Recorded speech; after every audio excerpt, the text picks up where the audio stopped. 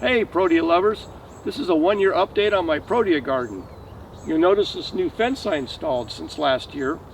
Last June, I noticed that my flowers were being chewed on and scattered, and some of the leaves were being chewed on, and also branches.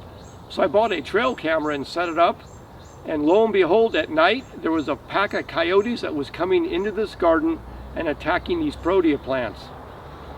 They were chewing on the flowers, chewing on the branches, digging in the ground. So I ended up putting this fence up to keep them out. I thought I'd share some footage of the coyotes from my trail camera. There's a coyote that just walked by the Protea garden, and then he's joined by some younger coyotes, and here they are frolicking through the garden. And here's another coyote just walking in front of the garden. And here they are again, enjoying the garden. And here's one chewing on some of the leaves. I have a theory that maybe the cedar chips I use are nice and soft, so maybe that's partly why they enjoy this garden, because it's a nice soft garden. But they also definitely enjoy chewing the leaves and the flowers, as I found flowers strewn all through the yard.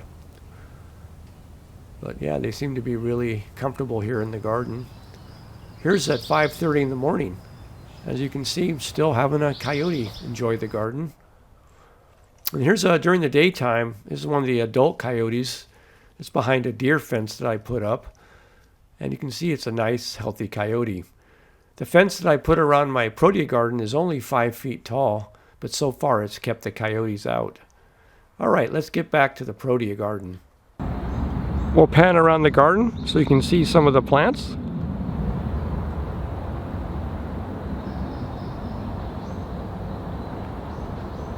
These plants have really grown in the last 2 years. This is what the garden looked like 2 years ago. As you can see, a dramatic change.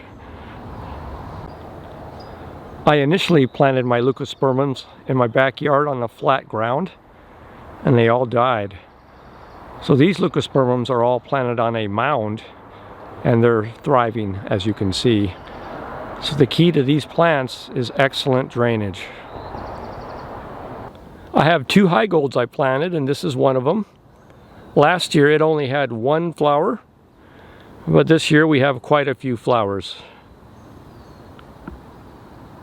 Here's the other high gold in my garden.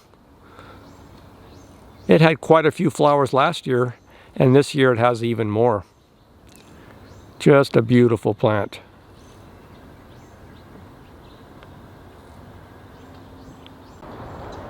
Here's a close-up of the high gold flower. Here are 2 more flowers. Just gorgeous. Here's my flame giant. It has more flowers than last year, and these flowers have a beautiful orange tint to them. Here's a close-up of flame giant flowers. This is my yellow rocket pincushion, and I hadn't noticed any flower buds this year until now when I looked at it more closely, and to my amazement there are 2 flowers here.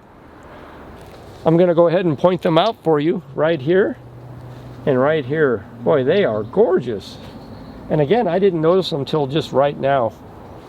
Here's a close-up of the yellow rocket flower. Definitely much different looking than a normal leucospermum flower. Here's leucospermum guenzi. This is a plant I grew from seed, and it's probably the largest leucospermum I have now. It's got some beautiful blooms, and it's been blooming for a while. Here's a close-up of a leucospermum guenzi flower. A newer flower is on the right, and an older flower is on the left. Here we have leucospermum Catherine, another plant I grew from seed, and the flower does look similar to guenzi, but when the flower first opens, it has more of a cartwheel appearance. Here's a close-up of the Catherine flower. It does have a cartwheel appearance. This plant here is called leucospermum helena, and unfortunately, no blooms this year and no blooms last year. The plant is vigorous and growing well, but just hasn't bloomed, and I'm not sure why that is. If anyone knows, let me know in the comments. Here's one of my favorite plants, Leucospermum blanche-edo, a hybrid from Hawaii. This has gorgeous red flowers and is a very vigorous grower. It's been doing extremely well in my garden. Here's one of the flowers in bloom, gorgeous red color. Here's a very rare plant. This is Banksia coccinea that I grew from seed. And I think it's 8 years old now. And it's still yet to bloom. Basically, it just grows and grows. And I cut it back because it's too tall. And it just grows and grows. And there's never any blooms. Hopefully, one of these years, I will get my first Banksia coccinea bloom. I'm not sure if you've noticed, but some of my leucospermums are growing more sideways than vertical. Both of my high golds and flame giant are good examples, as you can see here. I have a theory that the Sacramento heat suppresses vertical growth, as these plants are not used to temperatures over 105. So it's possible these plants conserve evaporation by growing sideways and low to the ground. Here's an example of a branch that was growing upward, but then during the heat last summer started to grow sideways and downward. This new growth that we're getting right now is growing upward and looks great, but once we get temperatures over 105, a lot of these new branches will start to grow sideways and downward. That's what I've noticed here in Sacramento heat. Here's an example of a vigorous high gold grown in the cooler Santa Cruz County temperatures. You can see the excellent vertical growth here with no branches growing downward. Here's a flame giant I planted near my house in a raised bed 4 years ago. You'll notice a pretty good vertical growth because this plant gets afternoon shade and stays cooler than my other plants. So what's the takeaway?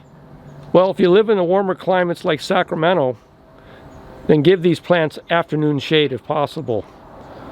And also up your watering, as they need extra water to deal with this heat. I water my plants on a drip system. Each plant has 2 nozzles and they receive 20 minutes of water 3 times a week. Well, I hope you enjoyed this video on my Protea garden. Remember, number 1, plant your Proteas in raised beds if you live in an area with poor drainage. Number 2, give your plants afternoon shade if you're in a hot area like Sacramento, California.